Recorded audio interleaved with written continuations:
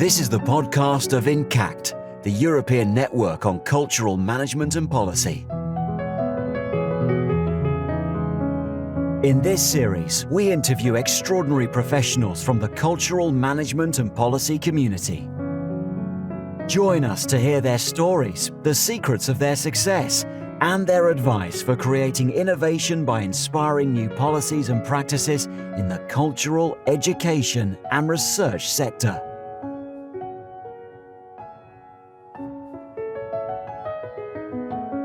I am Pravali Vangeti, and today I'd like to invite you to listen to the special podcast series produced in the framework of the ENCATC Congress 2024, Culture That Matters, Interdisciplinary Approaches for Sustainable Futures, which was held from 18th to 20th of September in Lecce, Italy.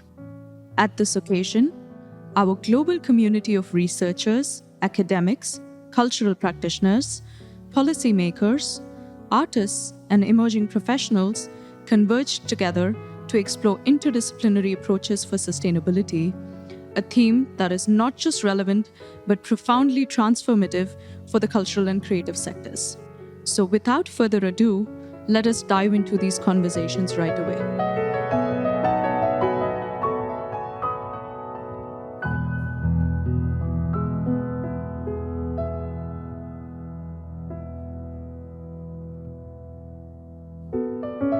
In this episode, we will listen to Deja Vidovic, Director, Cultura Nova Foundation, and Alan Salstein, Professor of Performing Arts Management and Arts Leadership at DePaul University, who present their reflections on emerging trends from the Project Showcase session, a pioneering session of the Congress which focused on moving from theory to practice, presenting the most innovative projects on sustainability in Europe and beyond.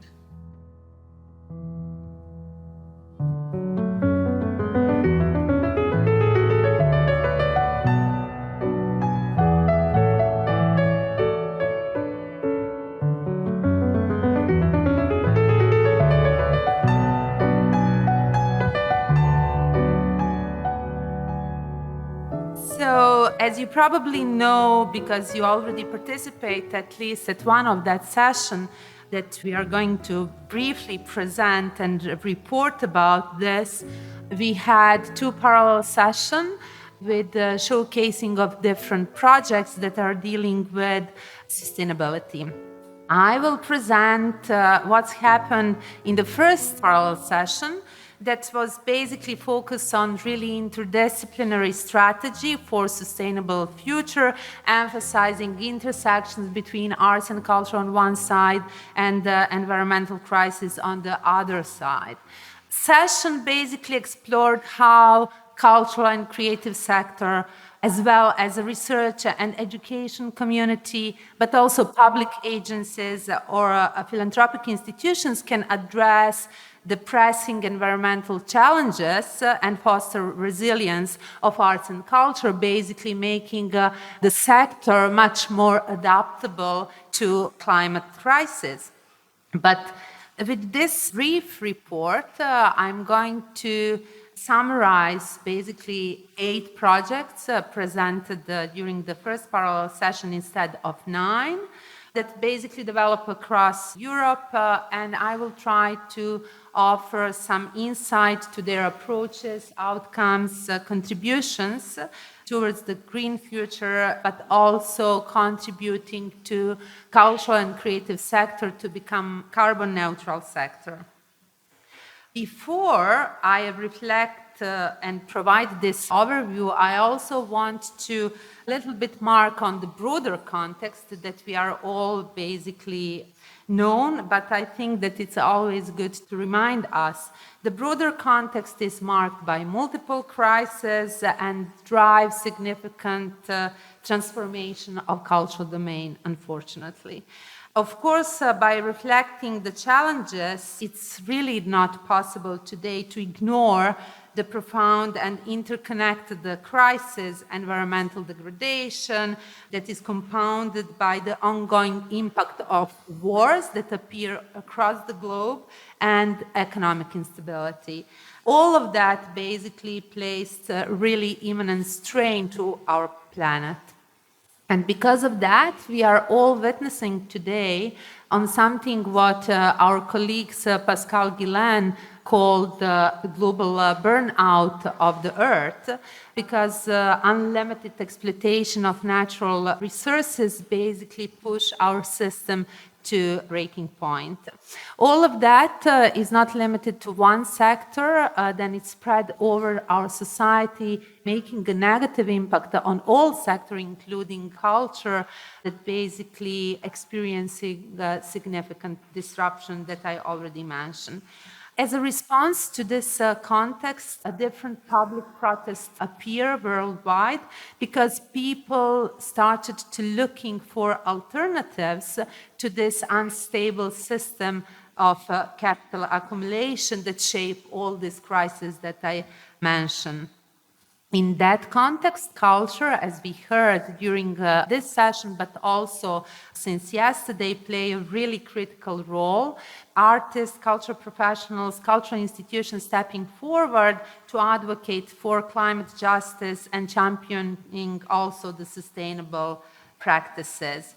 As we know, arts and culture inspire public engagement, rising awareness, fostering resilience, and also taking different actions to drive decarbonization, but also to defend cultural rights and promote creative climate justice. However, the question is, what actions are needed to transform cultural sector and creative sector into sustainable and resilient sector capable of withstanding negative impacts of the climate crisis? And projects presented during the first session try to provide some answers, offering, of course, unique approaches to specific challenges and needs depends on each specific project. All that projects amplify a growing recognition of arts and culture as essential actors. And basically, today we're witnessing increasing number of initiatives that try to bridge this gap between arts and environment. And basically, just before Corona, only few projects address those topics, while today we witness increasing number of different projects and different initiatives.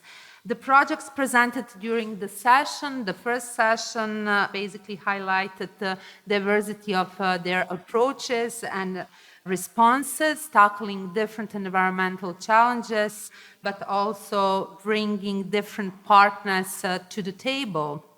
They reflect interdisciplinary work, and of course, all of the projects or one or another point underscore the role of arts and culture in responding to the challenges and showcasing how cultural adaptation, innovation, creativity can contribute to sustainability.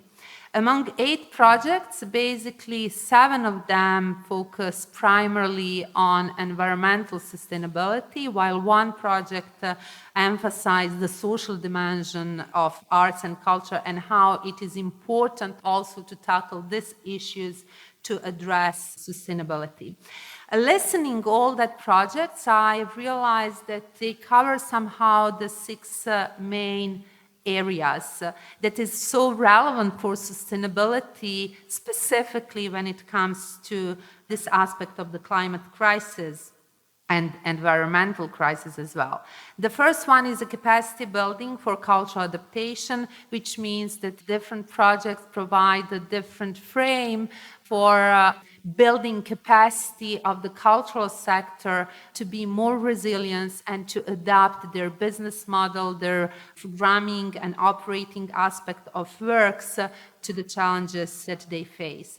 The second domain is the cultural adaptation practices as such, realizing different projects and different practices of cultural institutions, organizations, artists, and cultural professionals. The third domain that I recognized is defending cultural rights and the heritage, because addressing the impact of the climate change on cultural heritage is basically coming with the efforts to safeguard the cultural sites at risk that also include indigenous people, different marginalized group that are under attack and negative impact that's coming from environmental crisis. The fourth domain is the power of arts, although we don't took and we didn't see so many projects that are dealing with this, but maybe indirectly, many of them basically talking precisely about that or providing support for artistic practices that basically increase awareness of public about the climate change, but also trying to imagine another world and so on. I will not repeat everything what you already know. The fifth domain that we can recognize in this first parallel session is, of course, research and development of different tools, different frameworks for sustainable transition in the specific area of culture and creative sector. And finally, the sixth domain that I recognize is support for connecting arts and climate. So different projects brings different activities. I will just briefly try to mention some of them. Some projects try to identify skill gaps, develop training program, tested climate adaptation strategies in different regions, build resilience, foster mutual learning and collaboration. So all of that happened basically in this area of capacity building for cultural adaptation. Then we heard the projects that is dealing with these practices. One of the example was related to Stavros Narnos Foundation Cultural Center that was completely designed based on environmental sustainability approach, and today is recognized as one of the world's most environmentally friendly building. But in a parallel, this project basically tackle also the aspect of social engagement and social transition, opening the building and making the access to the cultural center and the cultural content much more easier. With this, I would like to connect this only project that is focused on the social dimensions ahead, that is dealing with accessible heritage experience for audience development, that basically developed a specific methodology for helping cultural heritage institutions to take this transition towards more audience-centric cultural heritage institution. And it's basically methodology that is implemented through that project. We also had opportunity to hear some example of developing sustainable indicators, tools for cultural institutions, empower specific disciplines and fields such as museums and performing arts to accelerate their green transition, or higher music education institutions who also try to support different institutions to take this transition. We also had opportunity to listen example of the project that is supported by the British Council that demonstrate power of collaborative and cross-sectoral approach that brings art, science, and digital technology to express and to explore different aspects of environmental crisis, and also providing support for arts in practice or to using this power of arts that I mentioned earlier. This specific project also addressed the aspect of defending cultural rights against this negative impact of climate change that I mentioned as a very, very important and relevant topic when it comes to the negative impact of climate change. So, however, to conclude, these 8 projects illustrate really this growing commitment of cultural and creative sector to address climate change, that it's a really, we can see these changes as shift that's happened after Corona. Corona somehow, this is my impression, we didn't talk about that, but it was some kind of the wake-up call for all of us. But it's come also with different changes within the policy, specifically on the European scale. The project also highlights, of course, the role of the cultural creative sector in fostering sustainability, whether we are talking about the social aspect or environmental one. But there is a really big need for investment in capacity building and policy development. And somehow I think that all projects tackle those aspects because the cultural sector, as we know, face many challenges in a green transition, but also social transition. And if I may, I would add economic one. Unstable working conditions, limited financial support, insufficient knowledge of sustainable practice, and this list is like a never-ending story, unfortunately. But what I can say, although we didn't have opportunity to talk and discuss about the theory and the concept behind each of the project, and it would be really interesting to hear more about that and to go deeper in that, let's say, lesson, and to explore how projects basically can really provide some systemic change within the practices.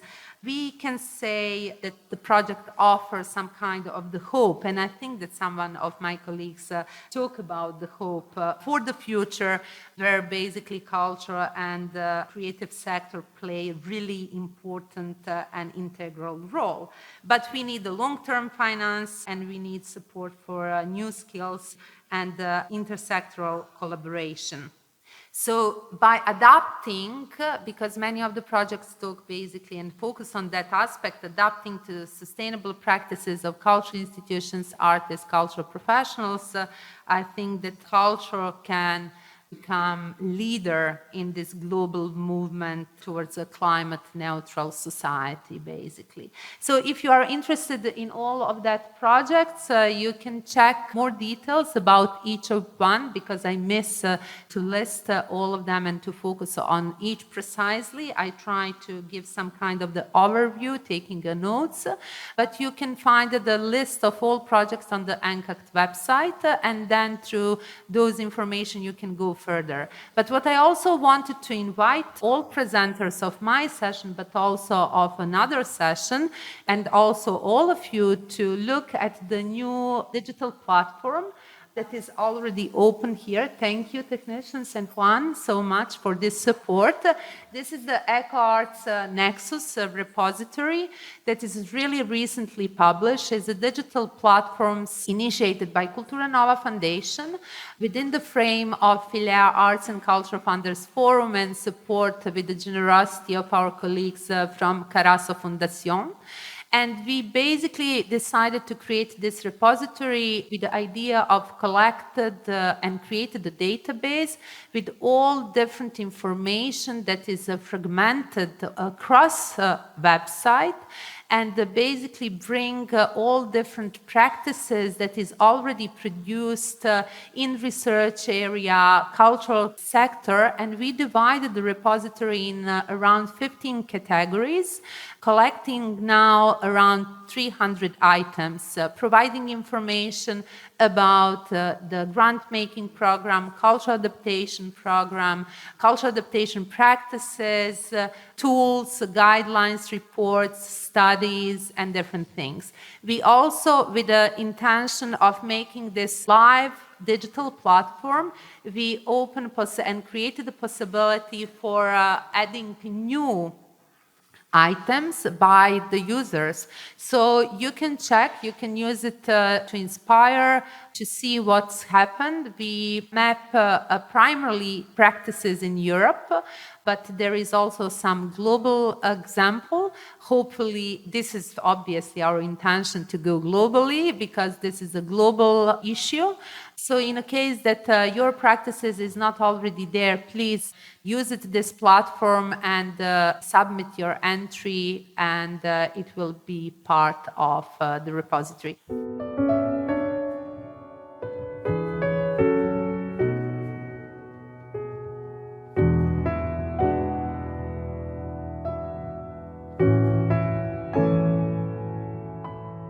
I want to reiterate something that Dea opened with, and about the challenge that we had, Dea and myself, in being asked and tasked to report back on 10-minute presentations with no time in between. For those of you who are teachers, maybe you can relate a little bit. Have you ever had one of those students who doesn't come to one class the entire semester, but they come to the final review and they just take their pen and paper and quickly try to write down everything that's being said because they missed out 20 weeks? That's kind of how it felt. So I am looking at a lot of notes that I can't read anymore, along with the abstracts. So hopefully between the two I can make some sense. I am not as adept as Dea is at combining all of the information. You can maybe talk more about this frustration and emotion that you experience. I think that it's also very useful, you know? It's therapeutic for me. At least something. Now, I want to commend all of the presenters that I saw, and I'm sure this applies to the other room as well. They were such a diverse range of projects and presentations, and yet had a lot of commonalities and common themes, as Dea already indicated. Because they were so impressive, I have a different approach. I'm going to go chronologically through the presentations and only say a sentence or two about each one, and also hopefully name those who gave the presentation, because I urge you to go through the ENCAT website to look at more detail about what the presentations have entailed and what the promise is for the future, because they are all fascinating. The first one that I heard from was from Aida Kalender, who talked under the umbrella of Smart City, which is a paradigm in urban planning that many use, and she focused on digital innovation and connecting technology with marginalized communities. It's called Communicity, and it's hopefully a solution that will bridge a gap right now, and using the digital cutting-edge technologies to work on some pretty serious issues when it comes to communities, when it comes to bringing them together in order to use culture and the arts as a tool for transformation. She focused mostly on Amsterdam and talked about the co-creation of a project that is being done right now, went through the process and the funding. But basically, it was about making that connection between cutting-edge technology, the digital world, and bringing together marginalized communities, city administrators, and other stakeholders. The next one was very interesting, by Carmine Motia, talking about climate change, but looking through the lens of finance and looking at financial markets and how those are being affected right now by all of the impacts of climate change, everything from drought to hurricanes, earthquakes, etc., and how those have causal effects to the banking industry, the impact on credit, on banking policy, that it causes a significant risk in terms of the inability to repay, changing interest rates, and the banking lending capacity in general. There were many slides with graphs that really talked about the methodology and the research, but the key thing that I took away primarily was this ancillary effect of climate change on an industry that we don't necessarily make that connection immediate, and that being the financial markets.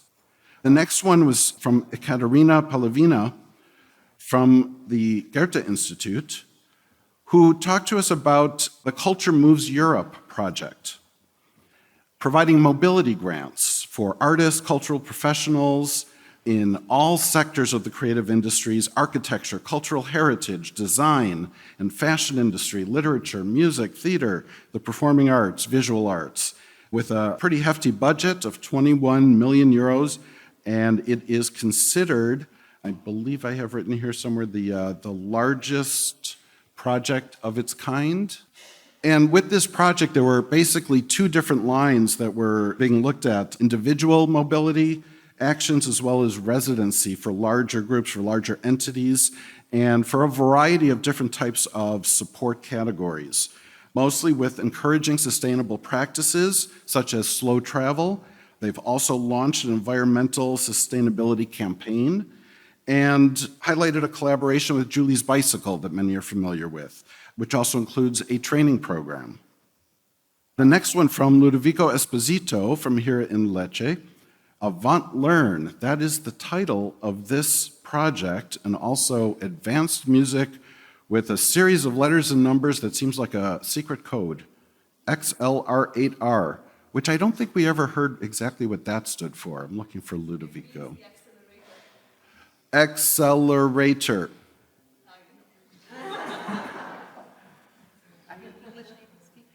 English is my first language, but this is XLR8R. It's been a long day.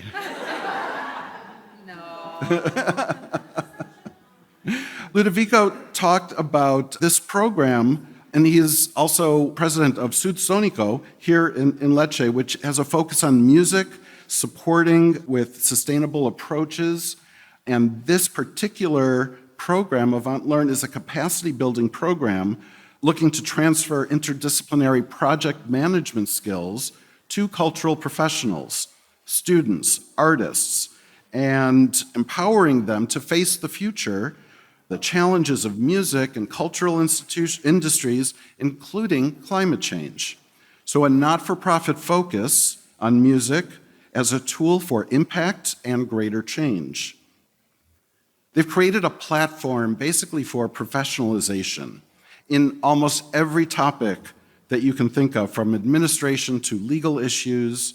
This is all about innovation and training, resource building, bringing theory and practice together, and building new modules coming up in the future with AI, philanthropy, decision-making, and design thinking as well. The next presentation from Philip Meersman talked about urban travel machines, using immersive poetry and working with planetariums. So basically putting together and marrying poetry and visuals in a planetarium setting. He probably wins the award for some of the most interesting visuals we saw in the background, as well as some unexpected audio while he was speaking. But he talked about how this is immersive technology, and that it is about bringing together new technology and audience engagement in a new way, and specifically focusing on poetry and poetry performance, using slam poetry as an example. So immersive technology in the context of literary creation and storytelling. So right now they're using a few different planetariums, and ultimately making this accessible for literary and visual artists moving forward beyond the current lifespan of the project. The next one, by Anik Skram and Cristina Ortega Nuera, Tracks for Crafts. This was a really interesting project that is collaborative, interdisciplinary, and I believe Anik said iterative process right now, so it is in the process of being processed, if you will. 1 year into it, and it is a research project that is looking to aim to promote the continuity and longevity of crafts. So looking at certain pilot cases right now across Europe, testing different types of tools, formats, and instruments that can help the transmission of traditional crafts knowledge, but also using technology and new knowledge, new cutting-edge technologies in order to retain the craftsmanship of history, but also in new and exciting ways for the future. Right now, it is across Europe in Iceland, Netherlands, Belgium, Italy, Greece, Romania. I probably missed one or two. And I want to just highlight the final sentence from the summary, the abstract, because I thought it was extremely interesting. They wrote, by delving into craftsmanship, and they talked a lot about ecosystem of the crafts, we unravel a tapestry of knowledge, traditions, and possibilities that enrich our understanding of the past, present, and future. And I thought that was really key to this, that talking about the future perspective of cultural heritage from the past and a skill. The next one from Lucy Pesel-Silrova from Brno, under the auspices of Open House Europe, specifically talked about Open House Brno. So a festival that has been ongoing with an annual theme, a summit, this under Open House Europe, a summit, a volunteer exchange, visual storytelling, and this is a worldwide project, but very specific to locations as well. So this one specifically in Brno was looking at bridging the professionals and the public through the shared passion of architecture and being able to view a city specifically through their local architecture and being able to see the city in a new light, understand some of its cultural heritage, but also looking at it in a new way and bringing this out in a festival type of environment. And also, her final words in the summary was that engages stakeholders in debates prompting people to imagine, shape, and build a common future. And she talked about future heritage, which I thought was fascinating, looking again at the history, but in a very forward way, forward-thinking way. Pekka Vartinen from Finland brought a project called Create Dive. Take on creative, but with a D, but Create Dive, and building a multicultural working platform for the creative sector, aiming to build a communal and culturally diverse platform for work and networking for professionals in the creative sector, specifically in Southwest Finland, but promoting the employment and the integration of immigrant professionals in the creative industries, building their professionalism, and supporting diversity and their background, looking at geographic location, level of professionalism, fields in creative sector, very diverse field of emerging professionals for this area, and aiming to create a more robust sector ecosystem, with the ultimate goals that the participants would either find employment, become self-employed, or start their own businesses with a very entrepreneurial spirit. So marketing oneself, building their own professionalism, being career-focused, and with a culturally diverse approach. Next, from Paula Pascalis, also looked at public finance, which again I found very interesting, marrying finance with heritage and the ideals that we talk about with climate change. She talked about the link between environment and cultural heritage, specifically taxation, and looking at the impact of cultural heritage, things that we have discussed in the past, identity and celebrating identity, economic impact, creative values, and also the challenges of protection and promotion, and therefore the cost and the risk and the effect on related fields such as those that have an economic and financial basis. And then she examined the tax implications, linking it to cultural patronage, needing incentives, greater incentives, specific cultural taxes, public-private partnerships, all in efforts to preserve cultural heritage. So in those 9 presentations, did you get them all? Okay. I have just some keywords that all popped out at me that I found as commonalities, maybe not with all of them, but with a few of them. Social justice, community organizing, tensions between arts and culture and other fields, the growing effects of climate change in ancillary fields, support of sustainable practices, the impact for positive change, practice supported by theory, theory informing practice, and practice directing theory, how they do work together, digital partnerships that transform, the economic and societal value, things that are future-focused, looking down the road, cultural diversity, and new ways to view the value of cultural heritage and how to finance it for preservation. And one final commonality that I do think was across the board with all the projects, 10 minutes is too short of a time.